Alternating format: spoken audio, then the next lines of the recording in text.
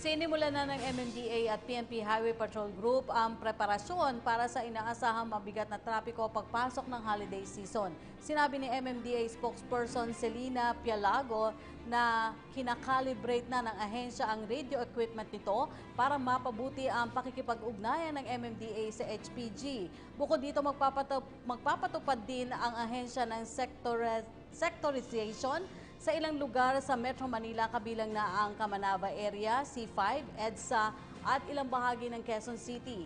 Dagdag pa ni Pialago, maglulunsad ng MMDA at HPG ng information campaign para sa mga motorista kung saan maglalagay ng mga karatula para malaman ng mga tao kung nasaang section sila at ang officer in charge para sa naturang section. Ipinahayag din ng opisyal na magpapatuloy ang clearing operations sa mabuhay lanes na itinalaga bilang alternate routes sa mga motorista.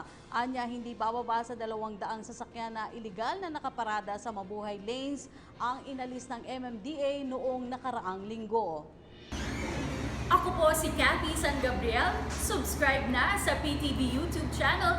I-click lang po ang subscribe button.